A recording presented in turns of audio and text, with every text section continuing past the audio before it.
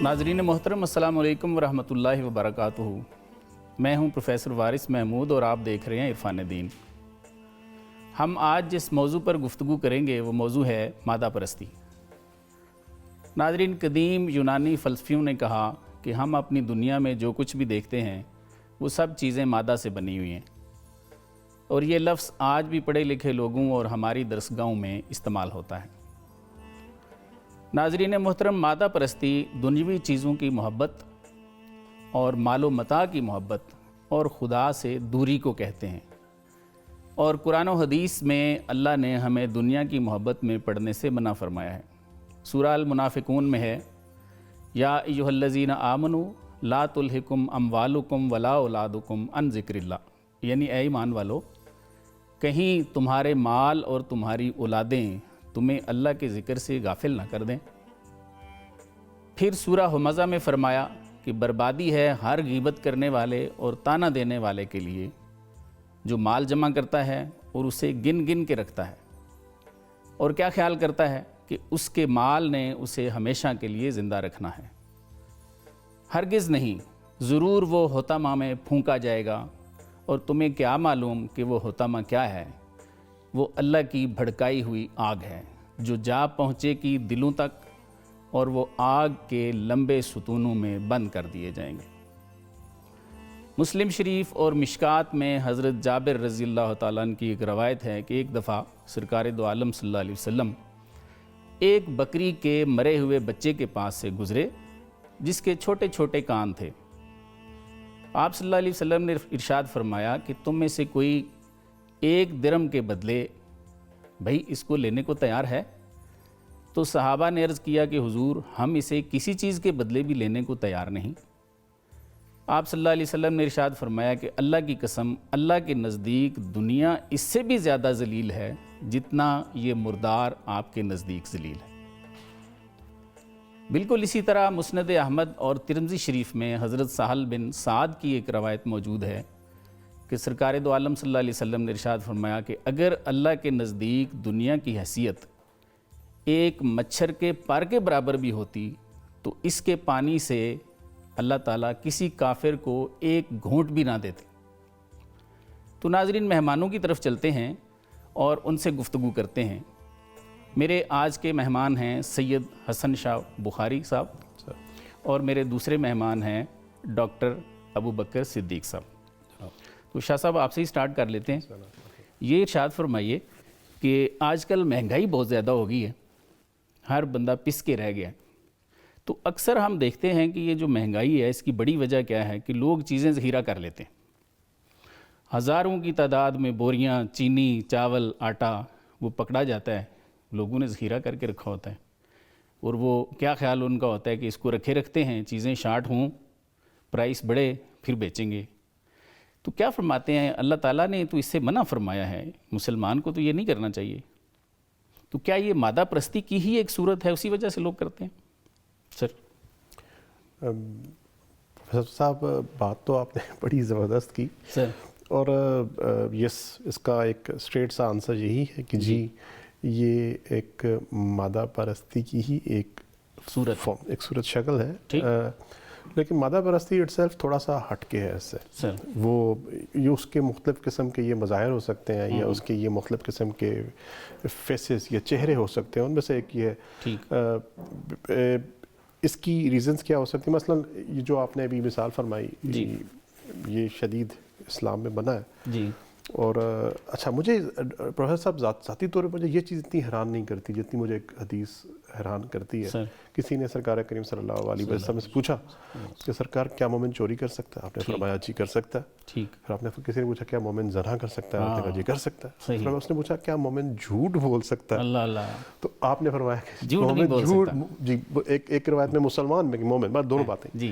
तो मुझे ये चीज़ बजाते खुद ज़्यादा हैरत में मुब्तला करती है। अगर आप इस पे परख लें जी तो आपको वैसे ही 90% अपना मुआशरा है वो इस कैटेगरी से खारिज नज़र आता है। बिल्कुल ठीक। तो ये कैटेगरी जो आपने बयान फरमाई, ये हरकत या ये कभी हरकत के ज़ख़ीरा अंदोज़ी कर लेना, ये ज़्यादा मज़मूम है, इसकी ज़्यादा मज़म्मत है। One thing. दूसरा ये कि जो मटीरियलिज़म है या मादा परस्ती है जी, इसकी जड़ें हमारी साइकोलॉजी में, हमारे जहन में बहुत डीप मौजूद है। ठीक। آپ کو زیادہ تر مطلب بیسیکلی جب آپ لفظ مادہ پرستی کی بات کرتے ہیں تو ایک لفظ ہی اس کا مطلب فارم میٹر، ٹھیک ہے، جو آپ اور میں دیکھ رہے ہیں، جو آپ کچھ دیر پہلے بھی ہم یہ بات کر رہے تھے، ہم جو میرا آپ سے کلام ہو رہا ہے یہ ظاہر ہے، صحیح، لیکن جو چیز کلام کر رہی ہے وہ میرا باطن ہے جو آپ سے کر رہا ہے. جی جی.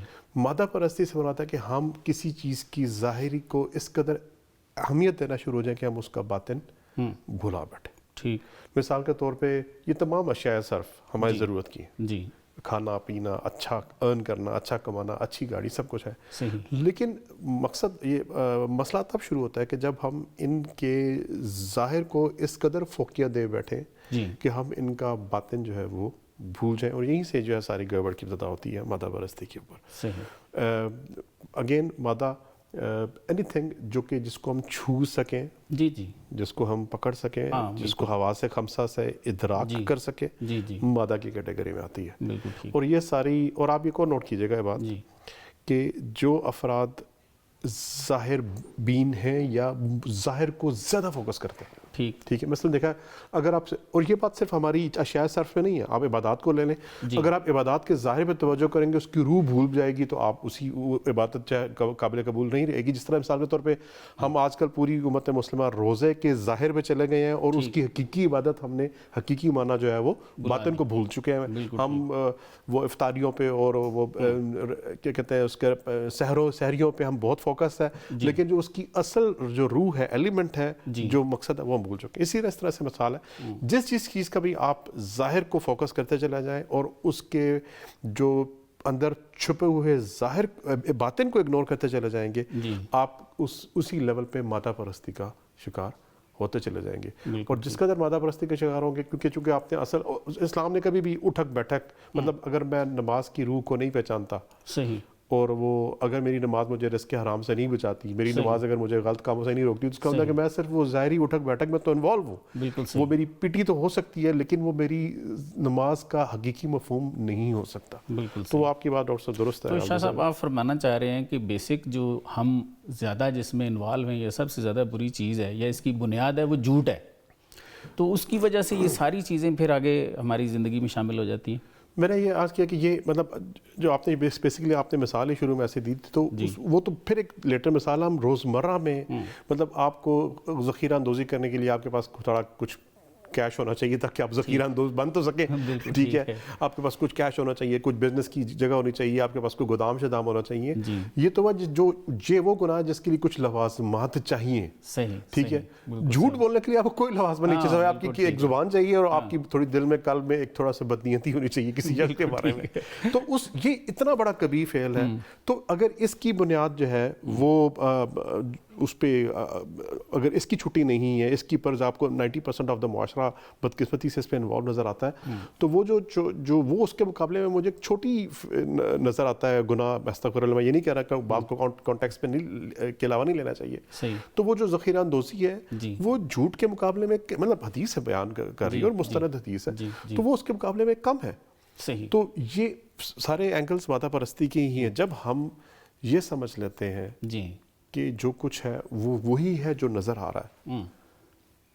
مثال کے طور پہ ہم اس کی پیچھے دھیان، ایک حدیث ہے بڑی خوبصورت دعا، ایک سرکار کریم کی حدیث دعا یاد آئی، اللہم ارنی حقائق الاشیاء کما ہی، یا اللہ مجھے حقائق اشیاء دکھا یا ان کی تعلیم دے جیسے کہ وہ ہے، جیسے کہ وہ نظر آتی نہیں، جیسے کہ وہ ہے.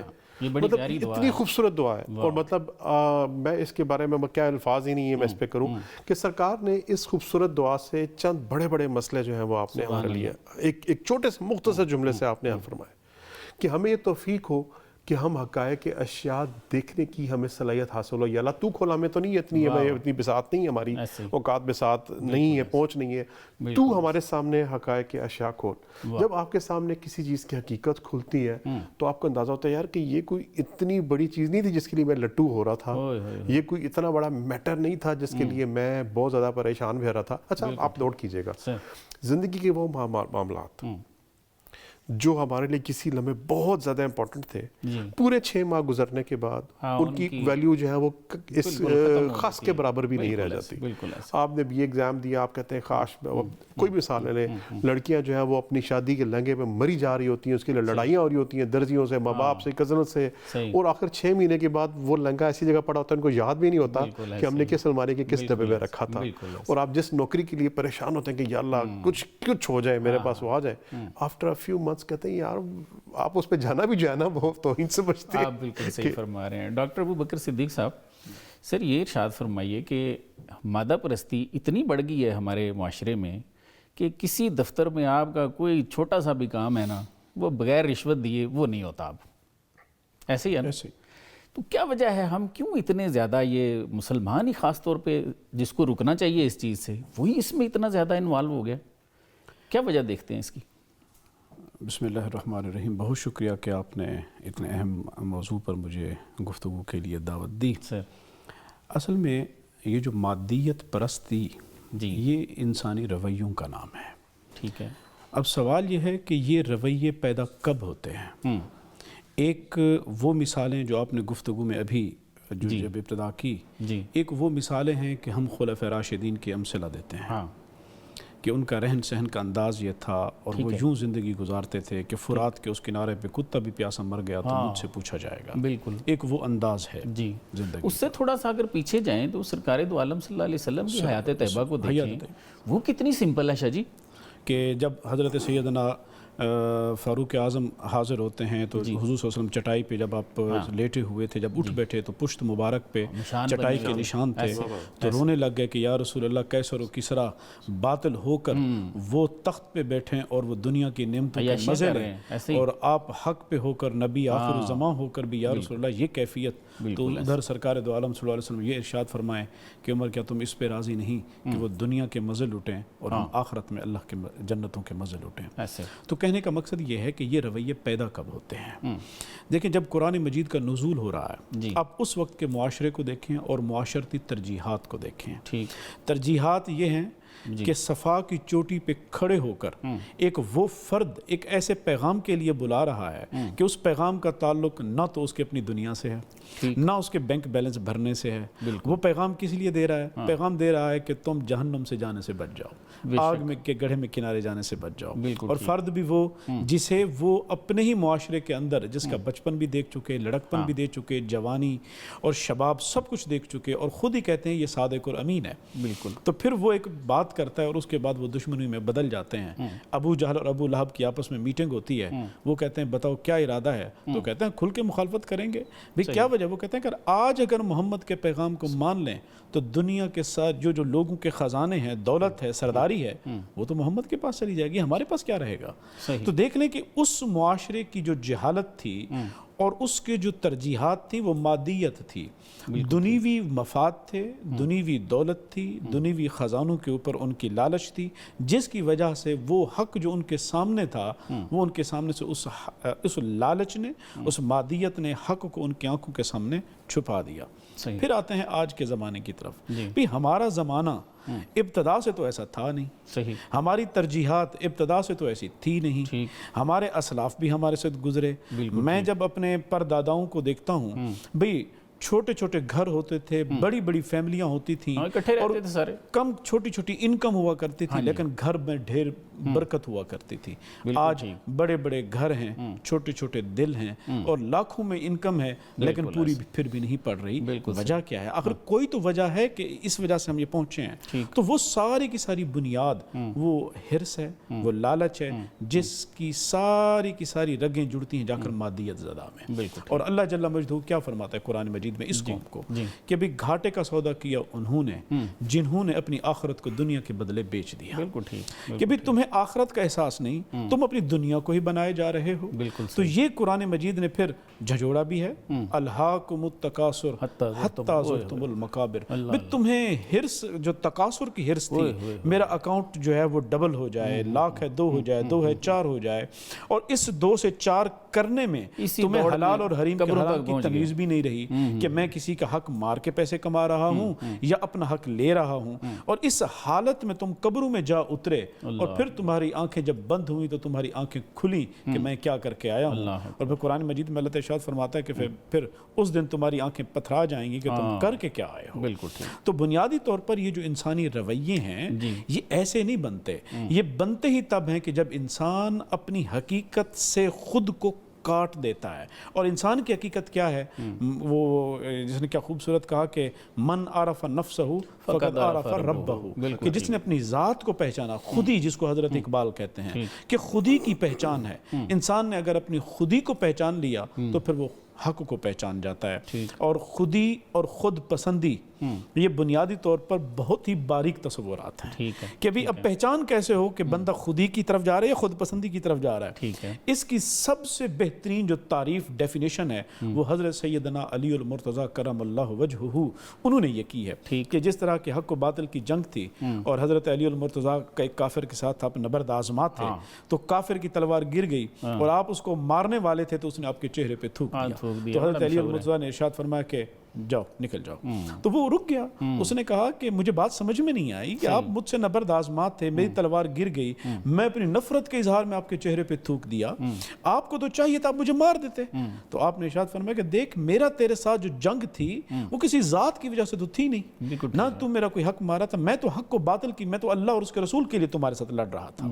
جس لمحے تم نے میرے چہرے پہ تھوکا میری ذات بیچ میں آ گئی، مجھے یہ ڈر پڑ گیا کہ آج اگر تجھے مار دیا تو قیامت کے دن میرا رب مجھے یہ نہ کہے کہ علی اسے تو نے اپنے لیے نہیں، تو نے میرے لیے نہیں اپنے لیے مارا تھا۔ تو یہ ہے بنیادی طور پر یعنی خودی اور خود پسندی دونوں کا جو محرک ہے وہ غیرت ہے۔ اگر غیرت اپنی ذات کے لیے آئے تو خود پسندی، اگر غیرت اللہ اور اس کے رسول کے لیے آئے تو یہ خودی ہے۔ آپ کا پوائنٹ آ گیا شاہ صاحب۔ ڈاکٹر صاحب نے ایک بڑی مزے کی بات کی طرف اشارہ کیا ہے کہ جب تک ہم خود سے آشنا نہیں ہوتے، اپنی خودی کو نہیں پہچانتے، اس وقت تک یہ معاملات ٹھیک نہیں ہو سکتے۔ ہم بطور والدین بچوں کا بھلا چاہتے ہیں اور ان کی تربیت کی کوشش کرتے ہیں، ہمارے اساتذہ بھی یہی کام کر رہے ہیں، اور ہماری محراب و ممبر بھی ایڑی چوٹی کا زور لگا رہی ہے۔ سوشل میڈیا آ گیا جناب، ہر بندہ تبلیغ کر رہا ہے۔ کیا سمجھتے ہیں کہ ہم بھی فیل ہیں بطور والدین، استاد بھی فیل ہے، محراب و ممبر بھی فیل ہے، اور وہ ڈاکٹر صاحب نے جس طرف اشارہ کیا ہے کہ ہمارے جو اپنے کیریکٹرز ہیں وہ ایسے نہیں ہیں کہ اثر نہیں ہو رہا، تبدیلی تو کوئی نہیں آ رہی، کیا وجہ دیکھتے ہیں؟ اس پہ مجھے سرکار کریم کا ایک بڑا مشہور حدیث ہے، کافی کی روایت ہے۔ جی سرکار فرماتے ہیں کہ جب کوئی عالم، جب کوئی بولنے والا، جب کوئی واعظ اپنے علم پہ عمل کرتا تو اللہ اس کی زبان پہ وہ اثر ادا کرتا ہے کہ سننے والے اس کا دل قبول کر لیتے ہیں، اور جب کوئی عالم اپنے علم پہ عمل نہیں کرتا تو اس کی زبان بے اثر ہو جاتی ہے۔ مجھے ایک تو بڑا فالٹ یہ نظر آتا ہے کہ جو ہماری پوری اس پہ ہے۔ دوسرا، ہمارے معاشرے کو اس وقت شاید فزسسٹس، میتھمیٹیشینز، ڈاکٹرز، انجینئرز کی ضرورت ہے ہی ہے، لیکن اس وقت ہمیں سب سے زیادہ رویوں کے ماہرین یا سوشل سائنٹسٹس کی ضرورت ہے کہ ہم ایسے کس طرح ذلیل ہوئے، کیسے ہوئے۔ بالکل صحیح فرما رہے ہیں۔ مطلب یہ ایسے کیسے ہو سکتا ہے کہ پوری قوم کی 95% آبادی حرام کھانے پہ تلی ہوئی ہے، مطلب اٹ ہیز ٹو بی ڈگ اپ، اس پہ بات ہونی چاہیے، اس پہ، اور کسی اور دین کے شارع نے رزق حرام سے اس قدر پرہیز نہیں بتایا جس طرح کہ ہمارے نبی کریم صلی اللہ علیہ وسلم۔ کسی اور آپ اتنی تبلیغ، ویسے تو وہ اور کتب پہنچی نہیں اس طرح سے، لیکن سوائے اسلام کے احادیث تک کو حفظ کرنے اور سینہ بسینہ اور علم الرجال آگے تک پہنچانے کا جو سلسلہ تھا وہ سوائے ہمارے دین میں کہیں اور نظر نہیں آتا۔ تو اس کے باوجود اس امت مرحومہ کا 80-85 سے میرے حساب سے لگ بھگ جن لوگوں سے میں روزمرہ ملتا ہوں، وہ بے شک ریڈی والا ہے کہ وہ کسی ادارے کا سربراہ ہے، ڈائریکٹر ہے، جو بھی ہے، آپ کو ان کی 80-85% رزق حرام کے اندر ملوث نظر آتی ہے۔ یا محبت میں کہہ رہے ہیں ریشو ویسی سے بھی زیادہ ہے۔ جی اپنی آپ صابرک پہ اپنی آبزرویشن ہے۔ ایک تو اس پہ ایک باقاعدہ اس پہ کوئی ریسرچ ہونی چاہیے، کوئی تحقیق ہونا چاہیے، کوئی مقالہ ہونا چاہیے، کوئی ڈائلاگ ہونا چاہیے کہ ایسا کیسے ہو گیا۔ دوسری بات ہے، مجھے بڑا فالٹ لگتا ہے پیرنٹنگ کا فالٹ ہے سر، ٹھیک، تو وہ بڑی ایک سرکار نے بتا دی کہ جب کوئی شخص اپنے علم پہ عمل نہیں کرتا، اس کی پیرنٹنگ فالٹ بہت بڑا ہے. بالکل ٹھیک ہے. اور مجھے تھوڑا سا اگر ہو سکتا ہے یہ کچھ خواتین کو یہ بات بہت بڑی لگے, it's a collective failure of mothers. اللہ اکبر. یہ ہماری امت کی ماؤں کا اجتماعی فیلئر ہے. اللہ اکبر. ٹھیک ہے. کیونکہ پہلی گود جو ہے نا, باپ کا 80% ٹائم گھر سے باہر ہوتا ہے. ہاں وہ زیادہ وہ شروع میں کمانے کے چکر میں ہوتا ہے. وہ کبھی کبھار ارلیئر بچے کی پیدائش کچھ عرصے بعد کو 1.5-2 مہینے کی چھٹی شاید کر لے, افورڈ کر لے, اس سے زیادہ نہیں کر رہا تھا. اس کے بعد وہ جو پہلی 4-5 سال کی گود ہے نا, وہ اور مادہ پرستی بھی وہیں سے انوالو کرتی ہے. مادہ پرستی کی سب سے بڑی وجہ انسیکیورٹی ہے, احساس عدم تحفظ. بالکل ٹھیک. ٹھیک ہے. اگر آپ اس کی روٹ ڈگ اپ کریں, مائیں اپنے بچوں کو اوور فیڈ کرتی ہیں اور کھانا پتر کھانا, بالکل صحیح. وہ اس کی آنکھوں کی ہوس کبھی بھی نہیں بڑھتی. شادی آپ دیکھیں وہی بچے بڑے ہو کے پلیٹیں بھر رہے ہوتے ہیں, بعد میں پھینک رہے ہوتے ہیں. بالکل صحیح. ٹھیک ہے. احساس عدم تحفظ کی ایک فارم یہ ہے کہ آپ کو لگتا ہے کہ میرا کی ورسی, اگر میں چوک میں اپنے علاوہ کسی اور دوسرے کو میں نے کہا آپ پہلے گاڑی سے چلے جائیں, اور تو آپ کو اٹس اے ریئرٹی کہ آپ کو پاکستان میں کوئی شخص کہے کہ بھی آپ پہلے مجھ سے گزر جائیں, میں پہلے گزر جاؤں. اگین احساس عدم تحفظ ہے.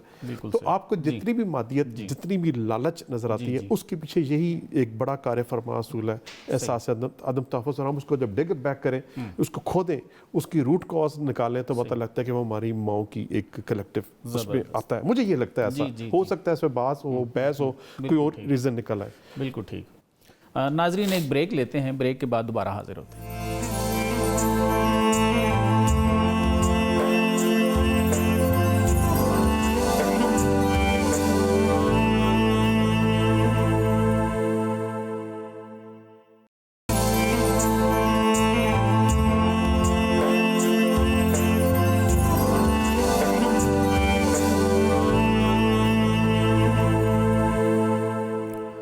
جی ویلکم بیک ناظرین. ڈاکٹر ابو بکر صدیق صاحب, یہ تو بات ہم سمجھ گئے ہیں کہ دیکھ رہے ہیں, سن بھی رہے ہیں, ڈسکشنز بھی ہو رہی ہیں کہ ہم کرپٹ ہو گئے.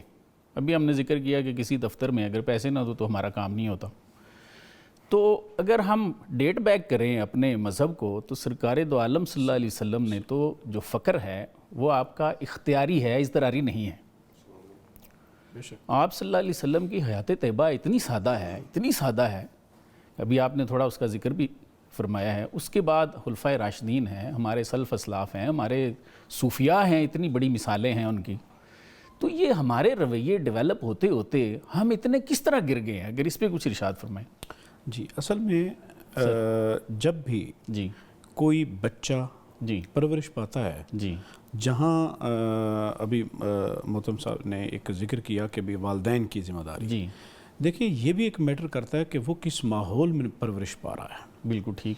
اب سوال یہ تھا کہ جو ماحول ہمیں ملا ہے, اس ماحول کی طرف اگر دیکھیں آپ, تو یہ خلافت عثمانیہ کے بعد, کیونکہ خلافت عثمانیہ ہی سب سے بڑی ایک دیوار تھی سرمایہ داریت کے نظام کے سامنے. صحیح. لوگ عموماً سرمایہ داریت کو اکنامک سسٹم کے طور پہ لیتے ہیں. حقیقت یہ ہے کہ سرمایہ داریت ایک مذہب ہے جس نے انسانی رشتوں کو, عقیدوں تک کو جو ہے وہ متاثر کر دیا. بالکل صحیح. اب اس نظام میں جو کیپٹلسٹک سٹرکچر نے آ کر دیا, 3 پلرز ہیں, یا آپ یہ کہہ سکتے ہیں اس کے 3 بنیادی عقائد ہیں. پہلا عقیدہ یہ ہے کہ جناب مذہب کو ہماری زندگی میں کوئی حیثیت حاصل نہیں ہے. میں کیا پہنوں, میں کیا کھاؤں, میں کیا پاؤں, یا اگر اکنامکس کے کوشچن کی طرف چلے جائیں کہ what to produce for whom to produce, یہ جو اکنامک کوشچنز ہوتے ہیں کہ بھی یہ کون طے کرے گا کہ یہ کیا کیا جائے. تو سوال یہ تھا کہ یا تو خدا طے کرے گا.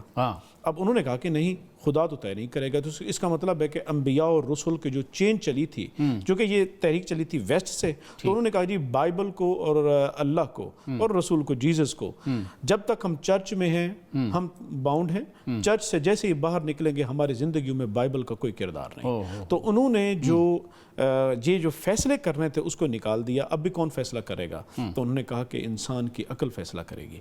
اب حقیقت یہ تھی کہ انسان کی عقل میں بھی وہ ہمت نہیں تھی کہ وہ یہ فیصلے کر پاتی کہ مجھے کیا چاہیے. اس عقل کو بھی ایک طاقت ہے جو دستک دیتی ہے, مجھے یہ ٹھک ٹھک اس کو دستک آتی ہے کہ مجھے یہ چیز چاہیے, اور وہ جسے قرآن نفس امارہ کہتا ہے, ہم اسے آپ کی جو کیپٹلسٹک سٹرکچر ہے وہ اسے ڈیزائر کہتا ہے. اب وہ ڈیزائر فیصلہ کرتی ہے کہ کیا چیز پیدا کی جائے گی. تبھی سے پھر سوال جو نکلے پھر سپلائی ڈیمانڈ یہ دو فورسز آ گئیں جی، رسد اور طلب.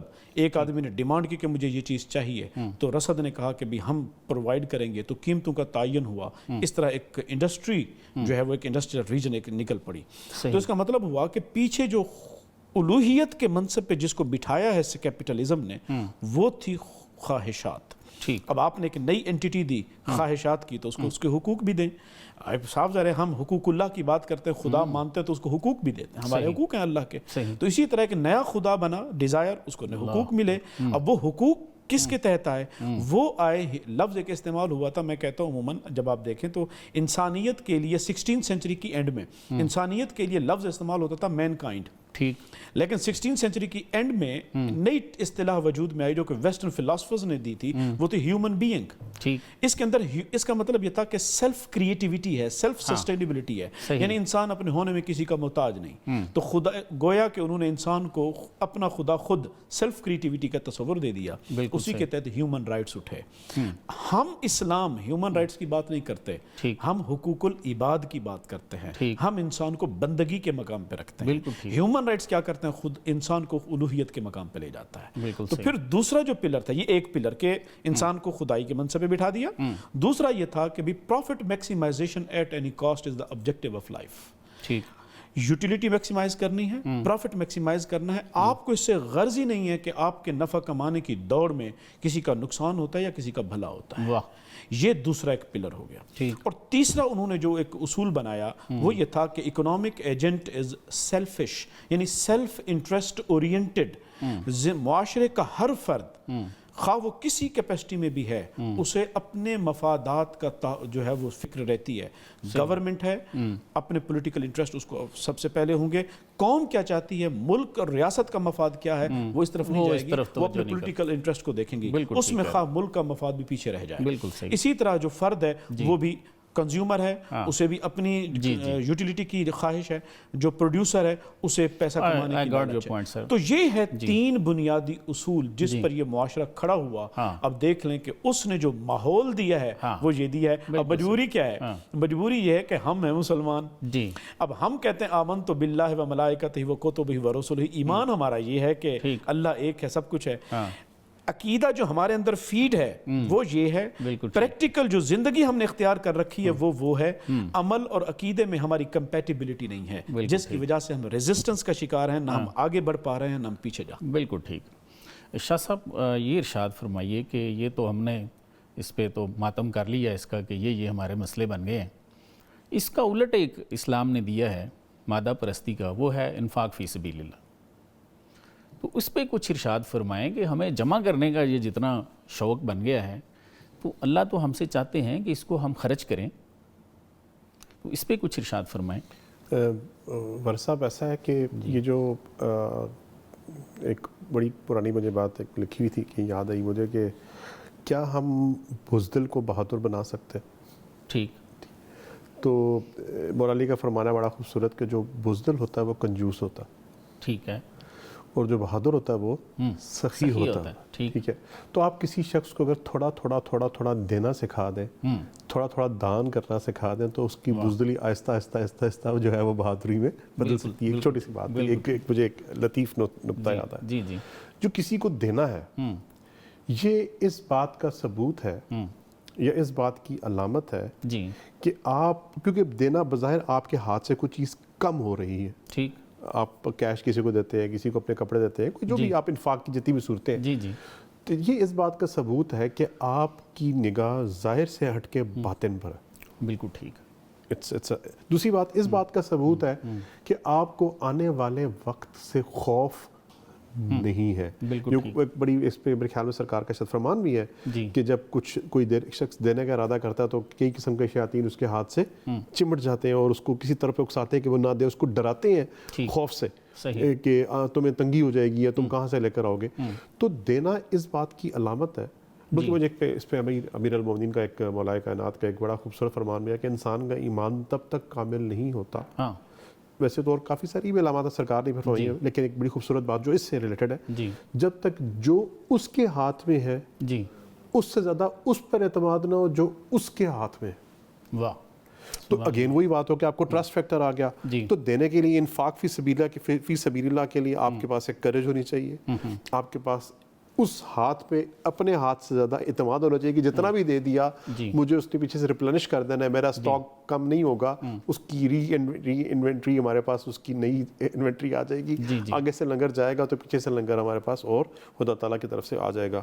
تو یہ جو دینا ہے کثرت سے دینا, یہ اگین ایک بڑی دل کی بیماری جس کو آپ نے ابھی جو ہمارا ٹاپک بھی ہے مادہ پرستی کو ختم کرتا ہے. یہ آپ کو, اور آج کل کبھی آپ دیکھیے گا منیملسٹ اپروچ دنیا بھر میں بڑی کامن ہے. وہ لوگ گورا بھائی جو ہمارے انگریز ہیں, یہ جو ویسٹرن ورلڈ ہے, وہ اس کو اپنی زندگی کو آسان کر کے اس طرح سے کہ وہ اپنی اشیاء صرف کو کم سے کم کر رہے ہیں. اس کو انہوں نے اس پوری تحریک کا نام منیملسٹ تحریک رکھا ہے کہ آپ کے پاس صرف اتنے کپڑے ہوں کہ اگر آپ کو کہے چلو 5 منٹ میں چلتے ہیں گھر چھوڑ کے, تو آپ کہیں بس ٹھیک ہے مجھے ایک بیگ تیار کرنا ہے اور ہم وہاں سے خاموشی سے بستر اپنا بوریا بستر باندھ کے آپ وہاں سے نکل کھڑے ہو. آپ کو منیمل اپروچ ہے. اور وہ انہوں نے کچھ لوگوں نے بڑا جی وہ لکھے ہیں کہ آپ کی جو اشیاء جو کہ آپ کی ملکیت ہے, کوئی کہتا ہے کہ ان میں سے کوئی 50 سے زیادہ نہیں ہونی چاہیے, کوئی کہنا نہیں آپ نے 50 زیادہ کی, آپ کے پاس وہ اشیاء جو آپ کی اپنی ملکیت ہے 20 سے زیادہ نہیں ہونی چاہیے. تو آپ منیملسٹ اپروچ کے آپ اس کے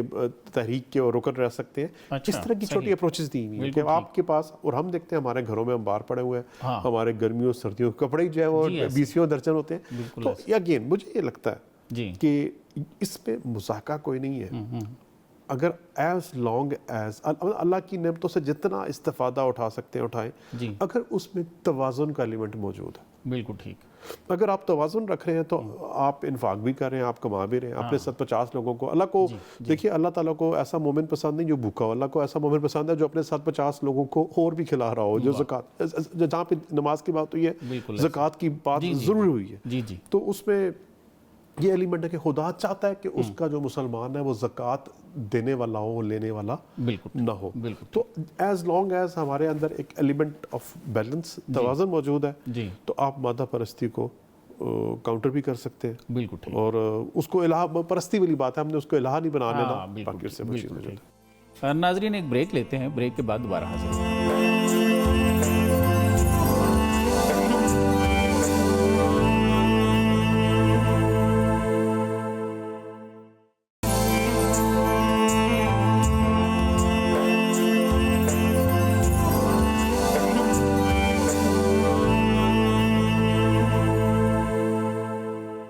جی ویلکم بیک ناظرین. ڈاکٹر ابو بکر صدیق صاحب, یہ ارشاد فرمائیے کہ یہ جو انفاق واجبہ کیا ہے, اس پہ تھوڑی سی روشنی ڈالیں. یعنی کون سی وہ چیزیں ہیں کہ جو ہمیں ضرور خرچ کرنی ہیں اور کس حد تک کرنی سر؟ انفاق واجبہ, اس کو ہم صدقات واجبہ بھی کہتے ہیں. ٹھیک. صدقات واجبہ کے اندر جو سب سے پہلا ہے وہ جس طرح کہ ہم کہتے ہیں کہ ہمارے ارکان میں سے ایک رکن ہے, وہ ہے زکوٰۃ. بالکل ٹھیک. اور زکوٰۃ کی بھی اگر ہم دیکھیں تو وہی جو ہماری دیرینہ بیماری دل کی چلی آ رہی ہے کہ لوگ اپنے مال کی زکوٰۃ نہیں دیتے. بالکل ٹھیک. اموال زکوٰۃ دینا لازم ہے. بالکل. چونکہ میرا تعلق اسلامی مالیاتی امور سے ہے, تو لوگ عموماً یہاں تک بھی سوال پوچھتے ہیں پیسہ والے بھی, تم ٹیکس پے کر رہے ہو, کہ جب ہم اگر ٹیکس دے دیتے ہیں تو کیا ہماری زکوٰۃ بھی ادا ہو گئی؟ صحیح. یعنی وہ اپنے اوپر زکوٰۃ کو ایک چٹی سمجھتے ہیں. صحیح. بجائے اس کے کہ وہ یہ سمجھیں کہ زکوٰۃ کے بارے میں اللہ اور اس کے رسول نے یہ فرمایا کہ بھئی یہ تو تمہارے مال کا میل کچیل ہے, گویا کہ تمہارا رب یہ چاہتا ہے کہ تمہارا مال پاکیزہ اور طیب ہو جائے, تو تم اپنے اوپر سے بہت ساری مصائب کو نکال دیتے ہو. ایک تو یہ ہے کہ جو دوسرے صدقات واجبہ میں آ جاتا ہے جو صدقات فطر جس کو ہم کہتے ہیں, عید الفطر سے پہلے ایک وہ صدقات واجبہ ہے. دوسرے صدقات واجبہ جس طرح قربانی ہے, یہ بھی صدقات واجبہ میں آتی ہے. اور اسی طرح وہ چیزیں جو انسان نظر مانتا ہے, اس نظر ماننے کے اوپر بھی جو اس نے, اللہ نے اگر اس کا وعدہ پورا کر دیا تو بندے پر بھی لازم ہے کہ وہ اپنا وعدہ پورا کرے, تو یہ بھی صدقات واجبہ کے اندر آتا ہے. اسلام جس کی طرف جو ترغیب دیتا ہے, یہ تو وہ امور ہیں جو انسان نے کرنے. جو اللہ تعالیٰ جس کی طرف ترغیب دیتا ہے وہ ہے صدقات نافلہ. اور اس کے اندر یہاں تک بھی سرکار نے ارشاد فرمایا کہ صدقہ موت کو ٹال دیتا ہے. یعنی انسان کی سب سے بڑی خواہش کیا ہوتی ہے کہ وہ زیادہ جیے, اور اس کے لیے وہ اپنے علاجوں پہ بھی خرچ کرتا ہے. تو اللہ تعالیٰ نے ارشاد فرمایا, محبوب سرکار دو عالم صلی اللہ علیہ وسلم نے ارشاد فرمایا کہ صدقہ موت کو بھی ٹالتا ہے. بالکل ایسے. میں اس پر بہت خوبصورت ایک حدیث پاک ہے جی جی کہ حضرت جبریل امین تشریف لائے اور حضور صحابہ کے ساتھ بیٹھے تھے، تو ایک صحابی کے بارے میں ارشاد فرمایا، حضرت جبریل نے ذرا اس کو عجیب اندازوں سے دیکھا تو حضور نے ارشاد فرمایا جبریل تم نے اس کو اس طرح کیوں دیکھا؟ یا رسول اللہ کل اس کی موت واقع ہو جائے گی، اگر آپ نے اس کی کوئی آخری خواہش ہو تو پوری کر دیں۔ اس صحابی سے جب پوچھا تو اس کی آخری خواہش یہ تھی کہ یا رسول اللہ ایک میری شادی ہو جائے اور دوسرا یہ ہے کہ میں حلوہ کھاؤں، یہ ان کی خواہش تھی۔ تو حضور صلی اللہ علیہ وسلم نے ان کی شادی نکاح کرا دیا اور ان کو ایک حلوہ دے دیا۔ شب زفاف تھی، اپنی بیگم کے ساتھ وہ بیٹھے تھے تو اچانک دروازے پہ دستک ہوئی اور کسی نے کہا کہ میں بھوکا ہوں، ہے جو مجھے اللہ کے نام پر کچھ کھلا دے۔ تو وہ صحابی جن کی زندگی کی خواہش تھی حلوہ، وہ ابھی انہوں نے کھایا ہی نہیں تھا، وہ اٹھے اور اللہ کے نام پر جا کر اس کو دے دیا۔ سبحان اللہ۔ صبح ہوئی تو وہ صحابی حضور کی خدمت میں حاضر ہو گئے۔ اب صحابہ کے ساتھ حضور یہ اعلان کر چکے تھے کہ بھئی اس کی موت کی خبر آئے گی، لیکن وہ صحابی صبح کی نماز میں حضور کی خدمت میں حاضر۔ تو صحابہ نے پوچھا یا رسول اللہ کیا ماجرا ہے؟ تو آپ نے ارشاد فرمایا کہ رکو، انتظار کرو۔ حضرت جبریل امین آ گئے اور آ کر پوچھا کہ محبوب اپنے غلاموں سے کہ کس کے گھر کی تلاشی لیں۔ جب گھر کی جا کر تلاشی لی تو اس کے بستر کے نیچے بہت بڑا اژدہا تھا اور اس سانپ کے منہ میں حلوہ بھرا ہوا تھا۔ یہ معجزہ تھا حضور نبی رحمت صلی اللہ علیہ وسلم کا دکھایا گیا۔ تب حضور نے ارشاد فرمایا کہ دیکھ لو کہ اس نے جو رات کو عمل کیا تھا وہ صدقہ تھا، یہ سانپ اس کی موت بن کے آیا تھا تو وہ صدقہ اس کی موت کو بھی ٹال گیا۔ تو یہ ایک ترغیب دی ہے اسلام نے کہ صدقہ موت کو ٹالتا ہے، کہ تم اگر کوئی بھی معاملہ کرنے لگے ہو صدقہ دے دو، تم سفر پہ نکلنے لگے ہو صدقہ دے دو۔ صدقہ بنیادی طور پر ہے کیا؟ بھئی صدقہ ہے اللہ کے بندوں کے ساتھ تمہارا حسن سلوک، کہ تم اس کی بہت ساری محرومیوں کو دور کر دو۔ تم اللہ کے بندوں کے ساتھ اخلاص کرو گے، اللہ تمہارے ساتھ مخلص ہو جائے گا۔ ایک حضرت سہل بن عبداللہ تستری وہ فرماتے ہیں کہ میں جب بھی اللہ کے کسی بندے کی مدد کرتا ہوں میں مال اٹھا کے رکھ دیتا ہوں اور اس کو کہتا ہوں اٹھا لو۔ کسی نے پوچھا کہ حضور ہاتھ میں کیوں نہیں دیتے؟ کہا کہ ہاتھ میں دوں گا نا تو میرا ہاتھ اس کے ہاتھ کے اوپر آ جائے گا اور اس سے بہتر ہو جائے گا۔ میں نہیں چاہتا کہ اللہ کے بندے کی مدد بھی کروں اور میرا ہاتھ اس کے ہاتھ کے اوپر سے آ کر اس سے بہتر ہو جائے۔ تو وہ کہتے ہیں کہ میں یہ کرتا ہوں کہ میں یہ معاملہ کرتا ہوں۔ سبحان اللہ، سبحان اللہ۔ شاہ صاحب ایک ارشاد فرمائیے کہ میرے وہ دل میں ایک خیال آ رہا تھا کہ وہ قرآن میں ہے وفی اموالہم حق للسائل والمحروم، کہ آپ کے مالوں میں حق ہے سائلین کا اور جو محروم لوگ ہیں ان کا۔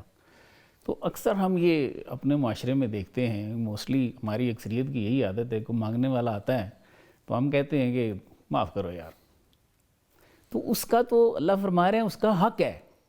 جی بالکل۔ تو ہم مال والے ہیں تو وہ غریب ہے جو مانگ رہا ہے تو ہم اس کو کہتے ہیں یار مجھے معاف کر دے، تو کیا ایسا کہنا چاہیے؟ یہ جائز ہے؟ نہیں کہنا چاہیے جی۔ آپ اس کی مختصر سا ون ورڈ آنسر ہے۔ دراصل وہ ہم سب کی زندگیوں کا ایک روزمرہ ایسا، ہم کہیں جاتے ہیں تو مانگنے والے آ ہی جاتے ہیں۔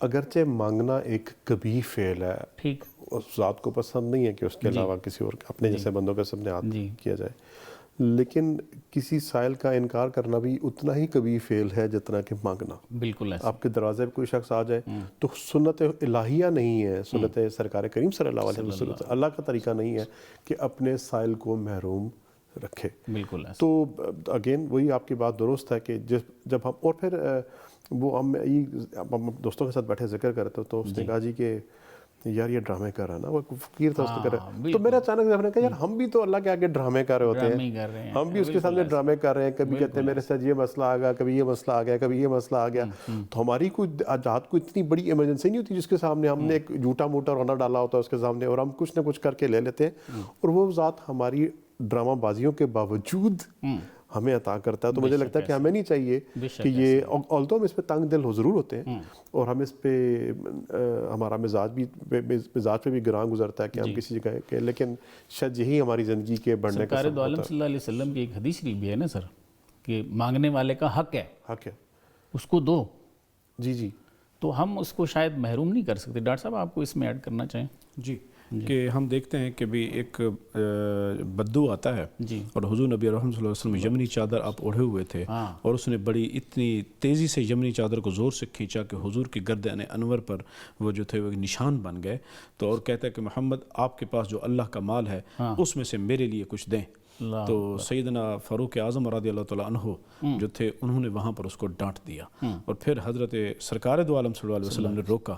آپ نے حضرت عمر سے فرمایا کہ عمر آپ کو تو چاہیے تھا کہ آپ اس کی طرف سے بولتے اور مجھے کہتے کہ آپ کے پاس جو اللہ کا مال ہے اس میں سے اس کا حق بنتا ہے اس کو دیں، تو آپ نے پھر ارشاد فرمایا جائیں اس کو دیں اور ذرا زیادہ دینا کیونکہ ڈرایا بھی ہے اس کو۔ سبحان اللہ۔ تو یہ ہے سرکار دو عالم صلی اللہ علیہ وسلم کی بارگاہ رسالت باب میں کہ جو آتا ہے، جو کہ فرما دیا گیا تھا نا وَأَمَّا السَّائِلَ فَلَا تَنْهَرْ، کہ محبوب آپ کے در پہ جو بھی آئے اسے جھڑکنا نہیں ہے، خالی نہ جائے۔ اور یہی دیکھتے ہیں کہ بھی اہل بیت اطہار کے در پہ جو بھی آتا ہے، وہ جو مشہور واقعہ ہے کہ حضرت حسنین کریمین بیمار ہوئے تو پھر نظر مانی تھی حضرت سیدات بی بی فاطمۃ الزہرا، سیدۃ النساء اہل الجنہ، اور سیدنا علی المرتضیٰ رضی اللہ تعالیٰ عنہ نے کہ ہمارے بچے ٹھیک ہو جائیں تو ہم روزہ رکھیں گے، اور پھر انہوں نے جو 3 دن کا روزہ رکھا، اور ہر افطار کے وقت کوئی نہ کوئی دروازے پہ پہلے دن وہ آ گئے، مسکین آ گیا، دوسرے دن قیدی آ گیا، تیسرے دن تو اس طرح ایک غلام، تو وہ ان کو دیتے رہے اور اپنی افطاری نہیں کرتے تھے، اور پھر اگلے دن دوبارہ سحری کر لیتے تھے۔ تو ان کی شان میں بھی اللہ تبارک و تعالیٰ نے قرآن مجید کی وہ آیت نازل کر دی تھی کہ جو اللہ کی محبت میں قیدیوں کو کھانا کھلاتے ہیں، ان کو دیتے مساکین کو۔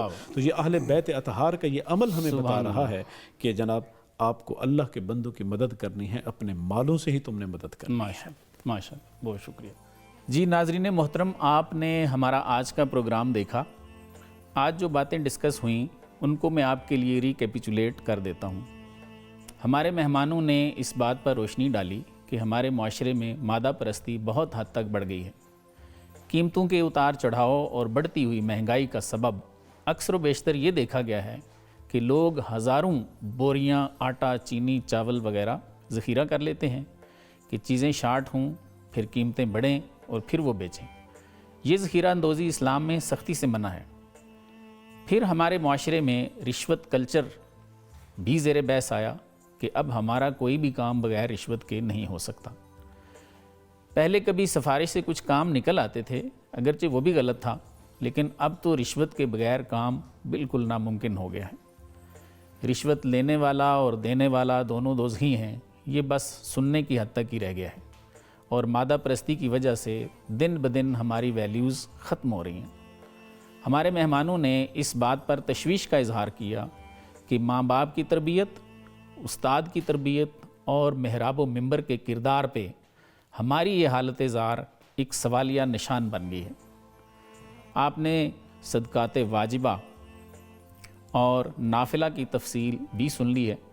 بطور خاص جو بات ہمارے پروگرام میں آج ڈسکس ہوئی وہ یہ تھی کہ مانگنے والوں کا ہمارے مال میں حق ہے، انہیں کچھ نہ کچھ ضرور دینا چاہیے، انہیں خالی ہاتھ بالکل نہیں موڑنا چاہیے۔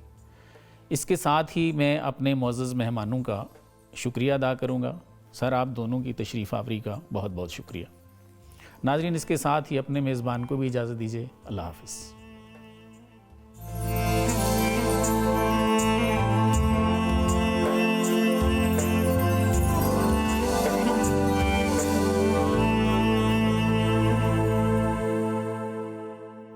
دین اسلام کے مختلف امور سے آگہی کے لیے ابھی سنو نیوز کا یوٹیوب چینل سبسکرائب کیجئے اور بیل آئیکن کا بٹن ضرور پریس کیجئے۔